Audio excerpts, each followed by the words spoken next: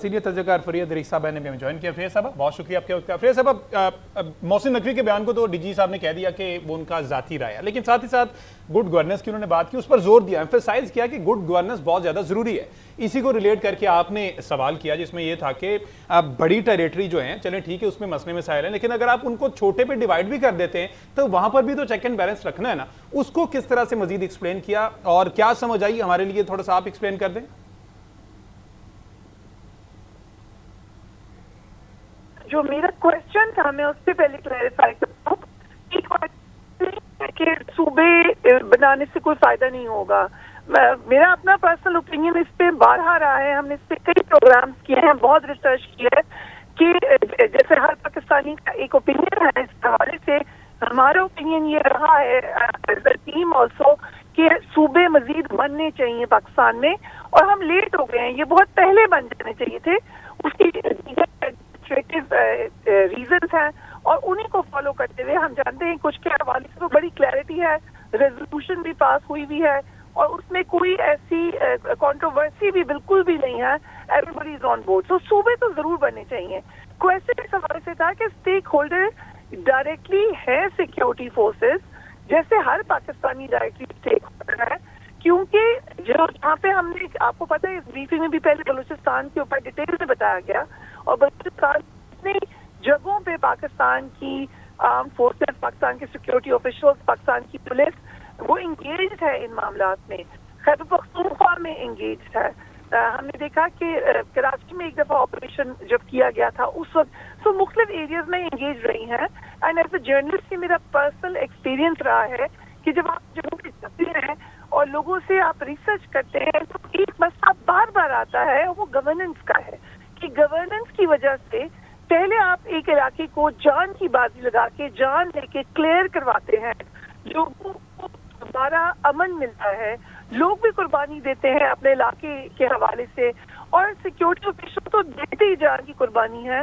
इन कुर्बानियों के बाद जब क्लियर होता है वहाँ पे अमन वापस आता है। गुजरिस्तान की बात करें, 2014 में नेशनल एक्शन प्लान बना हुआ था।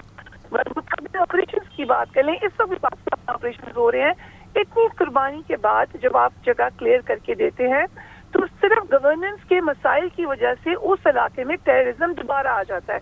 इसमें हम एक्सटर्नल फैक्टर की बात नहीं करें, एक्सटर्नल फैक्टर मौजूद है, घाटी इन्वॉल्वमेंट है, फितनतुल ख्वारिज है, अफगानिस्तान का इशू है। अभी आज भी जो हमने ब्रीफिंग हुई उसमें हमने देखा कि कितने सारे टेररिस्ट इंसिडेंट्स हैं, और हर एक में बहुत दुख के साथ हमें ये कहना पड़ता है कि अफगान एलिमेंट निकल आता है, अफगान सेना निकल आती हैं, अफगानी नेशनल निकल आते हैं, तो ये एलिमेंट आप उसको ओवरराइड नहीं कर सकते। काकड़ साहब ने अभी गुफ्तगू की है, डीजी साहब ने जिस तरह से बात की थी, ये जो फ्यूडरल लॉर्ड्स हैं कि ये बहुत बड़ी रुकावट है। काकड़ साहब ने थोड़े से कतराते हुए कहा कि वन ऑफ दी पार्ट हो सकता है, लेकिन मेजर कंसर्न ये नहीं है। आप समझती हैं, क्योंकि डीजी साहब ने बड़ा एम्फेसाइज किया कि ये वो लोग हैं जो गुड गवर्नेंस की राह में रुकावट है।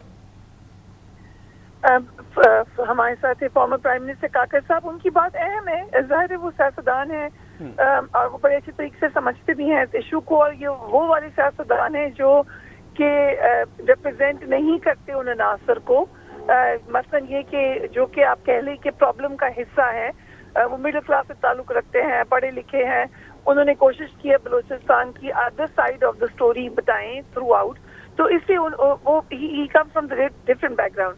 बट यस, आज DGSPI ने जो बात की उसमें एक बहुत बड़ा एलिमेंट उन्होंने ये आइडेंटिफाई किया है कि बलूचिस्तान में बहुत ज़्यादा जो मसाइल हैं उसमें एक तो अंडरस्टैंडिंग की कमी है, नैरेटिव बदलना है, पेडलिंग है, उसमें आपका बैरूनी हाथ है, मगर बहुत बड़ी प्रॉब्लम ये वो एक सिस्टम है जिसमें एलिटिज्म का वर्ड इस्तेमाल किया गया कि वो सर्टेन एलीट है जो कि आपको हार्ड स्टेट नहीं बनने देगी। उन्होंने हार्ड स्टेट को भी डिफाइन किया।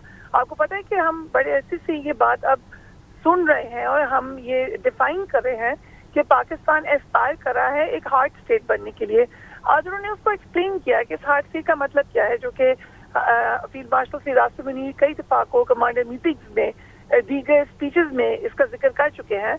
तो हार्ड स्टेट को उन्होंने डिफाइन किया है DGSPI जनरल शरीफ ने, एक ऐसी स्टेट जहाँ पे अमीर गरीब के लिए इंसाफ बराबर हो, ایلیٹ کے لیے اور عام آدمی کے لیے انصاف برابر ہو. اسی سے جڑا ہوا ہے یہ ایلیٹیسزم کا کانسیپٹ, کیونکہ اس وقت آپ کو پاکستان میں وہ سچویشن نظر نہیں آ رہی. یہاں پہ قانون برابر نہیں ہے ہر ایک کے لیے, اور یہی اسی کا ذکر ہوا آج پریس کانفرنس میں. اور یہ ایک بہت بڑی ہنڈرنس ہے. جب قانون برابر نہیں ہوگا, انصاف نہیں ہوگا, انریسٹ ہوگا, تو آپ کو ٹیررزم بڑھنے میں, پنپنے میں عناصر ملوث نظر آئیں گے.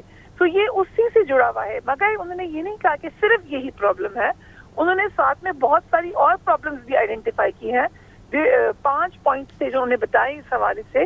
3 پوائنٹس ان کی بریفنگ بلوچستان کے حوالے سے اس پہ تھی. ایک تو یہ کہ یہ ایشو ہے کیا, بلوچستان کا ایشو ہے کیا, آپ سمجھیں اس کو کہ یہ کیا ہے. اس میں انہوں نے ڈفرینٹ باتیں کی, جس میں ظاہر ہے جو آپ ذکر کر رہے ہیں ایلیٹیسزم کا, یا سردارزم اس کو کہا گیا کہ یہ سرٹن سردار ہیں, اور اس کو ہم اور اس کے ساتھ ہی انہوں نے اور بہت سارے پوائنٹس بتائے. دوسرا یہ کہ اس ایشو میں ابھی ہم کیا کر رہے ہیں اور ہم کہاں تک جائیں گے, اس کو کیسے کمپلیٹلی ٹھیک کیا جائے گا. جب انہوں نے اینڈ کیا تھا اس بریفنگ کا بلوچستان پر, تو انہوں نے یہ بات کا ذکر کیا تھا کہ یہ بات کہی جا رہی ہے, خاص طور پہ فیلڈ مارشل سیرا منیر یہ کہہ رہے ہیں کہ 5 to 10 ایئرز میں بلوچستان سب سے امیر صوبہ بننے جا رہا ہے. اور یہ بات ایسے ہی نہیں کہی جا رہی, اس کے پیچھے بہت ساری ریزنز ہیں یہ بات کہی جا رہی ہے.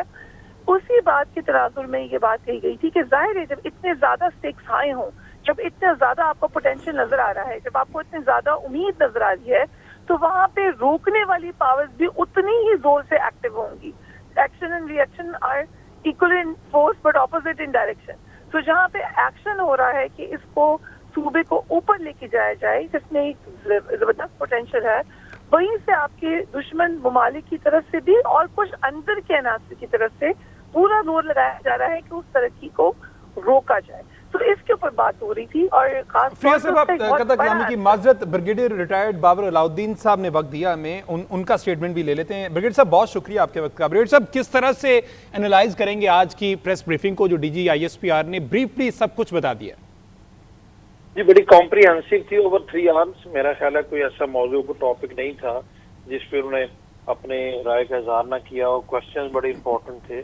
اس طرح کے میراتھن سیشنز کم ہی ہمیں دیکھنے کو ملتے ہیں, اور بڑا انہوں نے کانفیڈنٹلی ہر چیز کا جواب دیا. جو بیسک ان کا مطمئن نظر تو definitely being a military spokesman security issue تھا, جو ملک کو اس وقت دہشت گردی کا سامنا ہے اور جو نیشنل سیکورٹی کے ایشوز ہیں. But definitely Pakistan being an hard state, یہاں پر جب فوج کا ترجمان بات کرے گا تو اس میں گورننس کے ایشو بھی آئیں گے, دوسرے بھی آئیں گے. بیسیکلی میں یہ سمجھتا ہوں ان کا پیغام بہت کلیئر تھا کہ یہ دہشت گردی کا جو مسئلہ ہے, اس میں فوج اور سیکورٹی فورسز بھرپور اپنا کردار بھی ادا کر رہی ہیں, قربانیاں بھی دے رہے ہیں. صرف اس سال اگر آپ دیکھیں تو 300 سے زیادہ فوج اور سیکورٹی فورسز کے لوگ جو ہیں وہ اپنی جانوں پہ نذرانے دے چکے ہیں. سویلین بھی